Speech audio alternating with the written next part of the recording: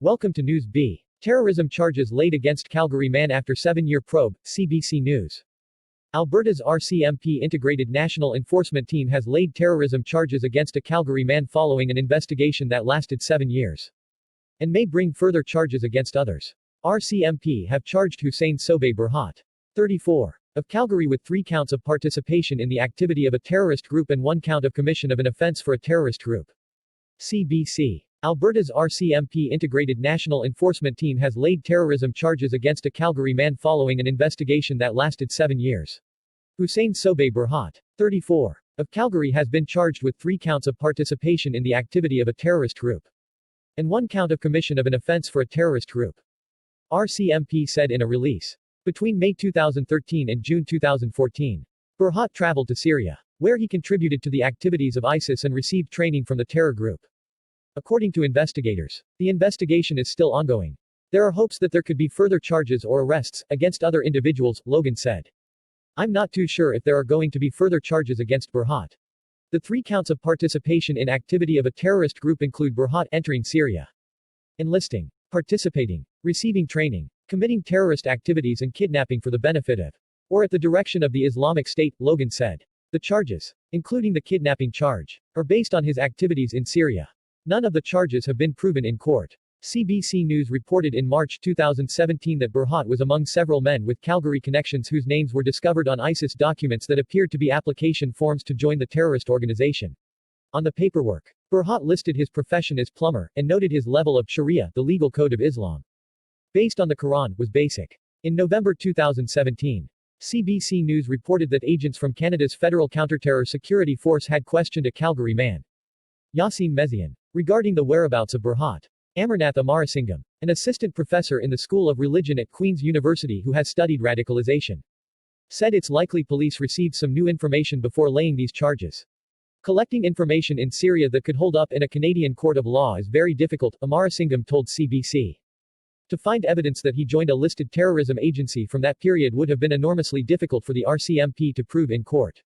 So I think that's probably why it took so long. This added charge that they threw in there today about kidnapping likely suggests some new information that they received from another source. Maybe from another country. That they now feel confident enough to use in court and charge him with those previous offenses. ISIS is the militant group that took over territory in Iraq and Syria and implemented a harsh form of Islamic law. ISIS fighters are known for graphic videos documenting beheadings of journalists and aid workers. They're accused by the United Nations of crimes against humanity for carrying out mass executions, abducting women and girls to use as sex slaves and using child soldiers.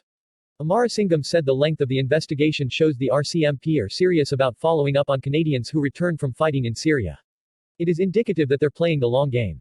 That even after 5, 6 years they're willing to bring charges against an individual who by all accounts that I've spoken to in Calgary has basically moved on with his life, is not currently radicalized, is kind of just living his life with his family, just going to work and so on, Amarasingam said. To now charge him 5 years later shows that the RCMP is very much committed to following these cases through to the end. If they can find the right kind of evidence, we might see more charge for other people as well. Amarasingam said there is a movement among some researchers and community workers to help returning fighters get rehabilitated and reintegrated into society. Individuals who have been deradicalized, especially if they're critical of the groups that they joined, could be used to talk to young people about the dangers of these kinds of groups, he said. So, there is this other movement afoot that's kind of moving away from arrest and imprisonment. Particularly if you don't have the evidence to actually be successful in court. When Borhot left Syria, his stated reason was that he planned to go, join the brothers in Lebanon, but he actually returned to Canada in the spring of 2014. It's important to keep in mind as well that this individual hasn't done anything since he returned to Canada. There's no evidence of radicalization.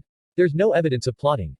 As far as we can tell, there's no evidence that he's endangering public safety over the last 5 years, Amarasingam said. I do think it's a bit, maybe unfair is the wrong word, but a bit strange to charge someone 6 years after the fact. Especially when he didn't join the organization as we know it today. It will be interesting to see what kind of evidence comes forward in the case because I think this kidnapping charge is very interesting. As more details emerge, it might become clear that he did a lot more in Syria than we understand. But we'll have to wait and see. The fate of former Canadian ISIS militants and their families has been the subject of heated debate on the floor of the House of Commons in the past, with the Conservatives accusing the Liberals of welcoming home jihadist fighters. Human Rights Watch says the Canadian government should immediately bring home all its detained citizens to rehabilitate and reintegrate them into Canadian society and, where appropriate, prosecute anyone accused of a crime. Text source, cbc.ca. Thanks. Don't forget to subscribe and like. Leave your comments below. See you soon for more news. Bye bye.